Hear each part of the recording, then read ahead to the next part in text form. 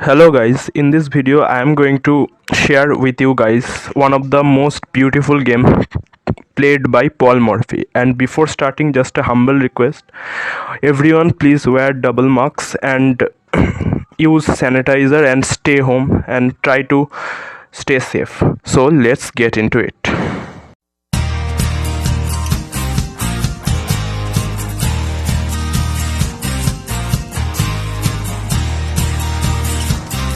In this game, Paul Morphy was playing with the black pieces. So e4, e5, knight f3, knight c6, simple developing move.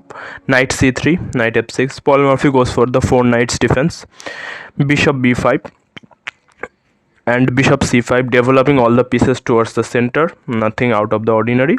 So let's see, short castle, and Paul Morphy also short castles. So both of the players developing their pieces nicely towards the center. So yeah, this is a trick by white. Knight captures e5. If knight captures e5, then white can play d4 and win back the piece. So Paul Morphy plays rook e8, and the best move was to go back with knight f3, because after knight captures c6 and d captures c6, black's light square bishops get a very nice diagonal.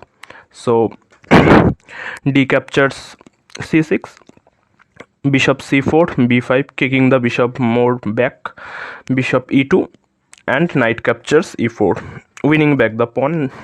And right now Paul Morphy has kind of a lead in development. So let's see, knight captures e4, rook captures e4, and bishop f3, attacking the rook.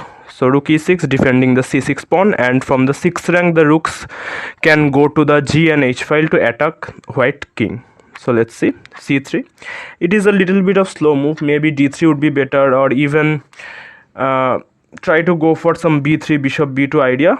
But this just allows Morphy to play queen d3, and this just blocks all the white pieces development, all the queenside pieces development. So yeah, b3 or d3 would be much better than c3, because it's just a slow move. So let's see, b4, attacking black's dark square bishop, and bishop b6 retreating. So a4, white is trying to play on the queen side, get his pieces out easily. So let's see, b captures a4, queen captures a4, bishop d7. Paul Morphy gets his last piece into the game, and he is ready to bring his another rook to the e file.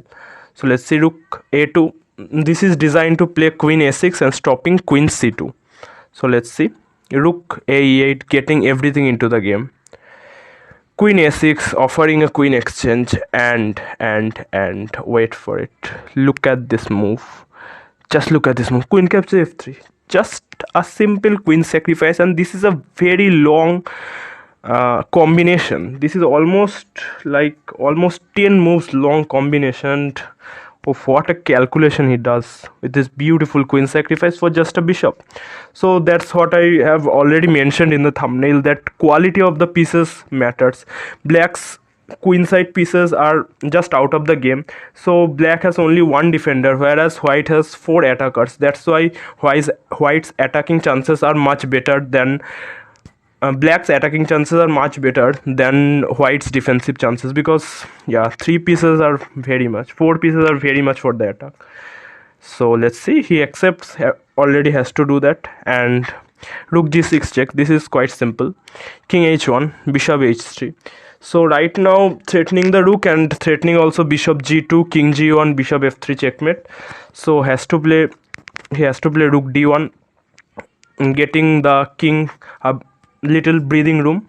So bishop g2 check, king g1, bishop captures f3 check, king f1.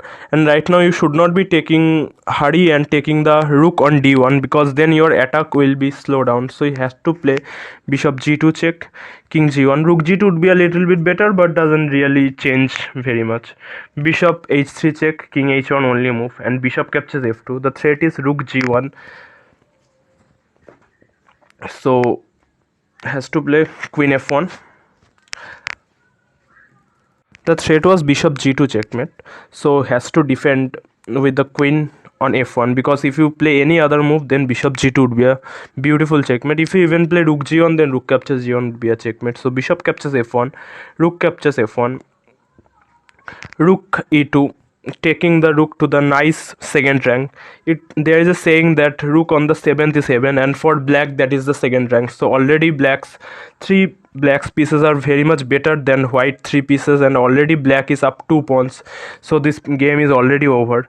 Rook a1, just a few moves to finish this combination beautifully. Rook h6 and d4, that was a fatal mistake, and after bishop e3, white just resigned because there is no move for white to defend the h2 pawn.